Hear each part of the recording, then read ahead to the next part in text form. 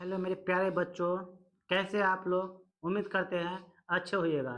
आज मैं आपके लिए एक नया टॉपिक लेकर के आए हैं, जो है क्लास 12 का पोइट्री सेकेंड चैप्टर, जो है सॉन्ग ऑफ माई सेल्फ, जो वॉल्ट विटमैन के द्वारा लिखा गया पोइट्री है, जो काफ़ी इम्पोर्टेंट है। राइट, तो ध्यान से पढ़ेंगे, लाइन बाय लाइन एक्सप्लेनेशन के साथ पढ़ेंगे, तो अच्छे से देखिएगा, काफ़ी हेल्पफुल होने वाला है क्लास 12 के फाइनल एग्जाम में। राइट, तो हम क्लास को स्टार्ट करते हैं, आगे की ओर चलते हैं ना। इसमें जो है सॉन्ग ऑफ माई सेल्फ, स्वयं का गीत। क्या है? स्वयं का गीत बोलेंगे या तो आत्मगीत बोलेंगे, लिरिक है जो वॉल्ट विटमैन के द्वारा लिखा गया है। वॉल्ट विटमैन साहब पोएट रहते हैं, इनके द्वारा सॉन्ग ऑफ माई सेल्फ लिखा गया है। देखते हैं, वॉल्ट विटमैन साहब का जो जन्म हुआ था 1819 ईस्वी में जन्म हुआ था, और इनकी मृत्यु जो हुई थी 1892 ईस्वी में मृत्यु हो गए थे। वॉल्ट विटमैन साहब का जन्म कब हुआ था? 1819 ईस्वी में, और मृत्यु 1892 ईस्वी में हो गए थे। द पीपल्स पोएट, इनको पीपल्स पोएट भी कहा जाता है, लोगों का पोएट भी कहा जाता है, अमेरिकन पोएट भी इनको कहा जाता है। पहले जो अमेरिका के रहते हैं, अमेरिका के लोग इनसे नफरत करते थे। अमेरिका के लोग ये वॉल्ट विटमैन साहब से नफरत करते थे। राइट, ये जो पोएट साहब जो थे, बहुत ही गरीब परिवार से बिलोंग करते थे, काफी गरीब थे, हद से भी ज्यादा गरीब थे पोएट साहब जो थे। Is perhaps the most individualistic literary figure, ये जो बहुत ही इंडिविजुअलिस्टिक लिटरेरी फिगर है, यानी व्यक्तिगत के बारे में लिखा गया, व्यक्ति के बारे में लिखा गया है, पर्टिकुलर व्यक्ति के बारे में ये पोएम जो है लिखा गया है। That America has ever produced, जो अमेरिका ने इसको जन्म दिया है, जो अमेरिका ने इसको जन्म दिया है। ही बिगैन वर्किंग, उन्होंने काम करना शुरू किया था एज अ कारपेंटर, एक कारपेंटर के रूप में, बढ़ई के रूप में, बिफोर हिज 12th बर्थडे, यानी 12वीं जन्मदिन से पहले तक, यानी 11 साल हो गया, 11वीं साल, 12वीं जो है जन्म से पहले तक उन्होंने एक कारपेंटर के रूप में काम किया था, बढ़ई के रूप में काम किया था। इतने गरीब थे, बचपन से इनको काम करना पड़ा, बढ़ई के रूप में काम किए। ही also worked as a printer, वो एक प्रिंटर के रूप में भी काम किए थे। राइट, टीचर के रूप में काम किए, एंड एडिटर, और संपादक के रूप में भी काम किए थे। न्यूज़पेपर में जो एडिट होता है वहां एडिटर के रूप में भी काम किए। And was volunteer nurse during the civil war, जब सिविल वॉर हुआ था, आपसी में भेदभाव हुआ था, गोरे काले में भेद लड़ाई हुआ था, तब सिविल वॉर उसको कहेंगे जो आपसी मतभेद होने के कारण लड़ाई हो, तो उन्होंने उसे वॉलंटियर के रूप में उन्होंने काम की सेवा किए, निःशुल्क सेवा किए थे, फ्री ऑफ कॉस्ट हेल्प किए थे। जैसे बोलबम जाते हैं और लोग जो होते हैं वहां पे पानी पिलाते हैं, बिस्किट देते हैं, नींबू देते हैं, चाय पिलाते हैं, वो सब फ्री ऑफ कॉस्ट रहता है, उसको वॉलंटियर नर्स बोलेंगे। राइट, जो बिना पैसों की सेवा करते हैं, तो वो सेवा किए थे बिना पैसों का ही। कौन किए थे? वॉल्ट विटमैन साहब। इनको कौन पोएट कहा जाता है? पीपल्स पोएट, और अमेरिकन पोएट भी इन्हीं को कहा जाता है। विटमैन्स पोएट्री, इनकी जो पोएट्री है, all of which is collected in lips of grass, इनकी जो पोएट्री है वो सभी लिप्स ऑफ ग्रास में कलेक्शन है, समाहित है। यानी लिप्स ऑफ ग्रास में बहुत सारे पोएट्री है, उनमें से एक छोटा सा टुकड़ा है। Right, is non for its free rhymes, इनमें फ्री राइम्स है, यानी कोई राइमे नहीं है। राइम बोले तो मिलता जुलता वर्ड, जैसे ईट, स्वीट एक जैसा मिल रहा है, मीट एक जैसा मिल रहा है ना, इस तरह का मिलता जुलता वर्ड इसमें नहीं था, विदाउट फ्री राइम का था। And lack of rhyme, rhyme की कमी थी, जिनकी वजह से इनको लोग पसंद नहीं करते थे। विटमैन्स फर्स्ट पब्लिश्ड, इनका विटमैन का साहब का फर्स्ट जो बुक पब्लिश्ड हुआ था एट हिज ओन एक्सपेंस, अपने पैसों पे इन्होंने क्या किए थे? पब्लिश करवाए थे अपने बुक को 1855 ईस्वी में। हाउएवर, फिर भी the free form of the poems and the joyful dedication, पूरी निष्ठा के साथ, पूरी उमंग, पूरी जोश के साथ अपने बुक को क्या करवाए थे? पब्लिश करवाए थे अपने पैसों से। राइट, पब्लिशर नहीं मिला था तो अपने पैसों से पब्लिश करवाए थे। Dedication to the importance of the individual were not well received at first, right.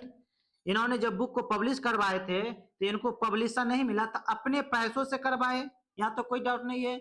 और उसके बाद कह रहा है ये बहुत ही इंपॉर्टेंट था, इंडिविजुअलिस्टिक था, लेकिन लोग के द्वारा इनको रिसीव अच्छा मान सम्मान नहीं मिला, लोग इनके फीलिंग को नहीं समझे, लोग इनको बहुत बेकारा नकारा समझे, यानी इनसे नफरत करने लगे, ये पागल हो गया है, ये जो है वर्ल्ड मीटर है ये पागल है, कुछ भी लिख रहा है, समाज को गंदा कर रहा है, ऐसे वैसे को बहुत सारे बात उनको सुनाया गया था। लेकिन इनके मरने के बाद इनको बहुत ही सम्मान मिला, मरने के बाद इनको बहुत ही अमेरिका में या दूसरे देश में सम्मान मिला, लेकिन जीते जी इनको सम्मान अमेरिका में कभी नहीं मिला। हिज कलेक्शन, इन फैक्ट वास्तव में हिज कलेक्शन ऑफ पोएम्स, इनका जो पोएम्स का जो कलेक्शन है, कोस्ट विटमैस हिज जॉब। अब उसका मतलब क्या हुआ, जब ये पब्लिश हुआ था वेल रिसिप्ट तो नहीं मिला, लोगों के द्वारा अच्छा नहीं हुआ, और साथ ही साथ इनका जॉब भी जो था वो भी इनका जॉब हाथ से चला गया। As as it was taken to be obscene, और इसमें बहुत ही गंदा गंदा मैसेज है, बहुत ही खराब, इनको बेकारा नकारा समझा गया है ना, सम्मान नहीं मिला इनको। इन 1881 1881 में आफ्टर मेनी एडिशंस, बहुत सारे एडिशंस के बाद, leaves of grass finally found a publisher. Leaves of grass जो है उसमें लगभग 400 पोएम्स लिखा गया था। लिव्स ऑफ ग्रास जो है वो लास्ट में पब्लिशर उनको एक मिल ही गया, विलिंग टू प्रिंट इट, अपनी इच्छा से उसको प्रिंट करने के लिए लास्ट में पब्लिशर मिल गया, अनसेंसर्ड, यानी कि इनको पैसा नहीं लगा, वर्ल्ड विटमेन साहब को पैसा नहीं लगा, दूसरे पब्लिशर मिले, अपने पैसा खर्च करके उनको पब्लिश करने के लिए उनको मिल ही गया पब्लिशर, यानी कि पब्लिश जो करेंगे उनका पैसा लग गया, वर्ल्ड विटमेन साहब का नहीं, वो प्रिंट करने के लिए पब्लिश करने के लिए मिल गए थे। ट्रांसलेशन ऑफ दिस कलेक्शन, इस कलेक्शन का ट्रांसलेशन किया गया, were enthusiastically received in Europe, और यूरोप में इनको ज्यादा मान सम्मान भी मिला, but Whitman remained relatively unappreciated in America, लेकिन अमेरिका में इनको मान सम्मान नहीं मिला। It was only after his death, मिला कब, उनकी डेथ के बाद, उनकी मृत्यु के बाद उनको मान सम्मान मिला, that he could win appreciation in America for his original and innovative expression of American individualism। ये इंडिविजुअलिज्म के बारे में लिखते थे, व्यक्तिगत के बारे में लिखते थे, अपने बारे में, खुद के बारे में लिखते थे, और इनको इस नया चीज, नए एक्सप्रेशन, नए नए नए चीज लिखने के कारण ओरिजिनल चीज जो थे बताते, रियलिटी बताते थे, लेकिन लोगों को समझ में नहीं आता था, लेकिन इनके मृत्यु के बाद उस सारे लोगों को समझ में आया कि जो बताते थे वो रियलिटी था, वास्तविकता था, लेकिन उससे पहले उनको समझ में नहीं आया था, बाद में अमेरिका वासी सभी लोग समझे, वो सही बताते थे, मृत्यु के बाद समझ में आया, अब उनको इसीलिए लोग पीपल्स पोएट कहते हैं या अमेरिकन पोएट कहते हैं। जीते जी तो मिला नहीं। हिज इंपॉर्टेंट वर्क्स, उनके जो महत्वपूर्ण वर्क जो थे, इंक्लूड समाहित थी, कौन कौन, लिव्स ऑफ ग्रास में सभी पोएम जो है समाहित थी, लिव्स ऑफ ग्रास में पूरा कलेक्शन था जो 1855 ईस्वी में पब्लिश हुआ था, एंड ड्रम टैप्स, और ड्रम टैप्स भी पब्लिश हुआ था 1866 ईस्वी में। ये हुआ इनका परिचय हुआ वर्ल्ड विटमेन साहब का। अब इनका हेडिंग देख लेते हैं, वो परिचय था, अब पढ़ लेते हैं लाइन बाय लाइन के क्या कह रहे हैं, यहाँ तक कोई डाउट नहीं। अगर वीडियो समझ में आए तो प्लीज लाइक एंड सब्सक्राइब जरूर कीजिएगा, और साथ ही साथ कमेंट करके ही बताइएगा कि आप लोग को वीडियो कैसा लगा। Right, I celebrate my self and Singh my self, मैं खुद को ही सेलिब्रेट करता हूँ और खुद के लिए ही गाता हूँ। वर्ल्ड विटमेन साहब कहते हैं इनसे लोग तो नफरत कर रहे होते हैं, ये खुद ही इंजॉय करते हैं, दूसरे से नहीं, दूसरा कोई इनसे बात उत नहीं करते थे, ये खुद ही इंजॉय करते हैं और खुद ही खुद के लिए क्या करते हैं, गाते हैं, है ना। And what I assume you shall assume, और जो मैं मानता हूँ, जो मैं सोचता हूँ, वही तुम आप भी क्या करते हैं, सोचते हैं, मानते हैं, समझते हैं, यानी कि जो मैं मानता हूँ वो आप भी मानते हैं, जो मैं सोचता हूँ वो आप भी सोचते हैं, यानी मेरे पास भी थिंकिंग पावर है, आपके पास भी थिंकिंग पावर है, मेरे पास 2 आंख है, आपके पास भी 2 आंख है, मेरे पास 2 हाथ है, आपके पास भी 2 हाथ है, यानी इनके कहने का मतलब जो मेरे पास है वो आपके पास भी है, मेरे पास जो सोचन शक्ति है आपके पास भी सोचन शक्ति है, सोचने की क्षमता है। तो वो कह रहे कौन, वॉल्ट विटमेन साहब, लेकिन ये बात अमेरिकन वासी को समझ में नहीं आता है। For every atom belonging to me as good belongs to you, यानी कह रहा है फॉर एवरी एटम, हर एक कण, हर एक अणु बिलोंग, मुझसे संबंध रखता है, एज गुड, उतना ही अच्छा मुझसे संबंध रखता है जितना कि आपसे रखता है। यानी कि इनसे तो नफरत किया जाता है, फिर भी कहते हैं कि जितना मुझसे संबंध रखता है मेरा हर एक कतरा कण अणु, उतना ही आपके साथ भी अथवा उतना आपसे भी संबंध रखता है। राइट, यानी जो ये पॉइंट्स आप कहते हैं जो मेरे पास वो आपके पास भी है। Right, I love and invite my solve, मैं भटकता हूँ, मैं भटकता हूँ, अकेले रहते हैं, कुछ बात करते नहीं है, भटकता हूँ, एंड इनवाइट माई सॉल, और मैं अपने सॉल को, अपने आत्मा को क्या करता हूँ, इनवाइट करता हूँ, बुलाता हूँ। और जब भटकते भटकते थक जाते हैं तब घास जो शाम के समय होता है घास पे, वहां पे आराम करते हैं, फिर भटकते हैं। I lean and loafe at my ease, और जब भटकते भटकते थक जाते हैं तो ये आराम करते हैं और फिर आराम करते फिर भटकते हैं एट माई ईज, अपने हिसाब से भटकते रहते, चलते रहते हैं। Observing a spear of summer grass, observe करते, जब भटकते भटकते थक जाते हैं, जब आराम करते हैं घास पे बैठ के, तब वो समर ग्रास जो रहते हैं, घास का जो नोकीला भाग रहता है उसको देखते हैं, उसको ऑब्जर्व करते हैं। ये दुनियादारी से मतलब नहीं रखता, दुनिया इसको तो नफरतें करता है, ये अपने आप से बात करते हैं, अपने आप को समझते हैं, जानते हैं। और वो घास के बारे में बात करते हैं कि स्पीयर ऑफ ग्रास जो है, वो नोकीला जो भाग है ना, वो जो है वो कितना अच्छा है, कितना पावरफुल है, कितना शक्तिशाली है। राइट, कौन कह रहे हैं, वर्ल्ड बिटवीन साहब कह रहे हैं वो घास के बारे में, ये जो घास है ना, घास का नोकीला भाग है ना, ये कितना शक्तिशाली है। आप कहोगे सर घास कैसे शक्तिशाली है, घास शक्तिशाली नहीं है तो जानवर से जो है घास से खाकर तो जीवित है ना, तो शक्तिशाली है कि नहीं है। आप कहोगे कि जानवर ना शक्तिशाली घास खा करके, हम इंसान कैसे है, हम इंसान भी तो घास खाते हैं ना, साग खैबे करते हैं कि नहीं खाते, वो भी तो घास है ना, उसको खैबे करते हैं, तो शक्तिशाली है कि नहीं, वो उससे तो जीवित रह रहे हैं ना, घास खा करके तो जीवित जिंदा है कि नहीं, तो कैसे नहीं शक्तिशाली है, वो नेचर का, प्रकृति का देन है, बिना पैसों का मिल जाता है, अपने आप उपज भी जाता है। राइट, तो शक्तिशाली है।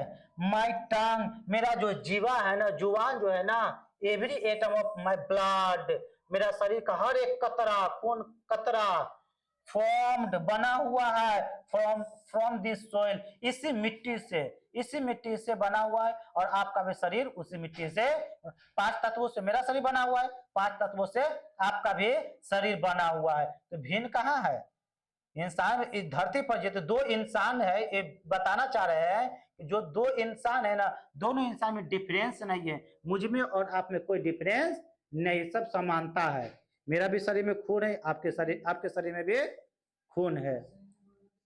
राइट,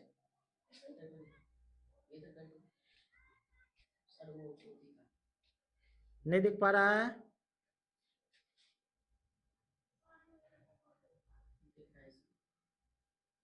दिख रहा है।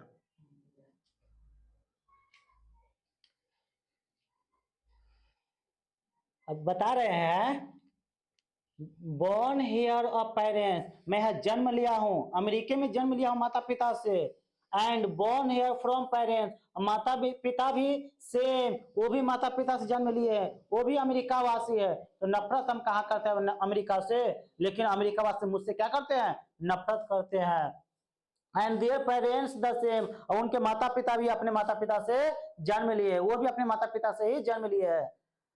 आई नाउ 37 ईयर्स ओल्ड, अब मैं 37 साल का हो गया हूँ, जब पब्लिश होता है तब उस समय तक 37 साल के हो चुके होते हैं पोइट साहब। इन परफेक्ट हेल्थ बिगेन, और शरीर जो एकदम तंदुरुस्त है, स्वस्थ है, परफेक्ट है, हट्टा कट्टा है। Right, hoping to cease not till death, और उम्मीद करते हैं मरते दम तक ऐसा ही रहेंगे, रुकेंगे नहीं, मतलब स्थूल नहीं होंगे, स्वस्थ ही रहेंगे, ऐसा उम्मीद करते हैं। और कहते हैं क्रीड्स एंड स्कूल्स इन अवियंस, ये जो धर्म, क्रीड्स मतलब होता है धर्म, राइट, और स्कूल्स मतलब होता है विचारधारा, विचारधारा, राइट, विचारधारा, स्कूल मतलब स्कूल, विचारधारा, ये कह रहे हैं पोएट साहब कह रहे हैं धर्म और विचारधारा को इन अवियंस, परे रख के, विचार और धर्म को परे रख के, उनसे दूर रख के सोचते हैं। पोएट साहब है जाति धर्म में विश्वास नहीं करते हैं, विचार धर्म पे विचार पे धर्म विश्वास नहीं करते, धर्म पे विचार नहीं करते, विश्वास नहीं करते हैं। ठीक, वो उनको दूर रख करके, रिट्राइंग बैक, उनको छोड़ करके, उनसे बैक हो करके, और थोड़ी देर के लिए उनको भूल जाते हैं।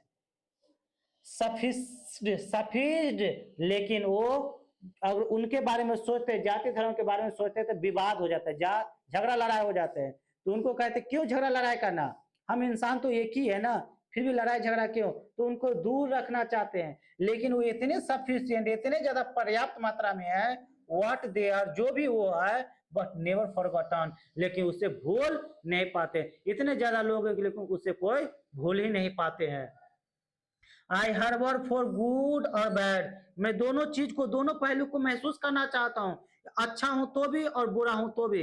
यानी कि जब अच्छा समय आए और बुरा समय, दोनों पहलू को महसूस करना चाहते हैं, दोनों को चाहते, अच्छा भी समय तो उसको भी अनुभव हो, बुरा समय है उसका भी अनुभव हो, दोनों को इनवाइट करते, बुलाते हैं और कहते हैं I permit to speak at every hazard, और हिम्मत रखता हूं हर खतरा में बोलने का। लोग जो होते हैं अच्छाई हो या बुराई हो अपने दिल में ही दबा कर रख लेते हैं, लेकिन हम क्या करते हैं, उसको पोएम के जरिए पिरो देते हैं उस बातों को। Right, nature without check, without original energy, nature को बिना डिस्टर्ब किए ओरिजिनल एनर्जी के साथ। इसका मतलब यह हुआ कि नेचर को डिस्टर्ब किए बिना, नेचर में जैसे बोले तो हवा हुआ, हवा, हम लोग हवा में बैठ जाते हैं तो प्राकृतिक नेचुरल मिला, शक्ति मिला, आनंद मिला। एसी में बैठे, पंखा में बैठे तो उतना एनर्जी नहीं देता है जितना कि खुले वातावरण का हवा हम लोग को देता है। तो एनर्जी हुआ विदाउट डिस्टर्ब, बिना कुछ उसको किए, वो फ्री ऑफ कॉस्ट हम लोग को हवा देता है, शुद्ध वातावरण देता है। यही ये कहना चाह रहे हैं पोएट साहब। तो पोएट साहब जो है अपने बातों को पूरा पिरो देते कविता में, लेकिन लोग जो है अमेरिका वासी वहां के लोग नहीं समझ पाते। उनके मृत्यु के बाद वो समझते कि जितने भी चीज कह रहे थे वो सही था, रियलिटी था, लेकिन मरने के बाद समझ में आता है। तो का फायदा, उनके जीते जी मिल जाता तब ना। तो दोस्तों ये खत्म हुआ पोएट। अगर वीडियो समझ में आए तो प्लीज लाइक एंड सब्सक्राइब जरूर कीजिएगा। Till then take care, keep practicing and have fun. Tata, bye bye.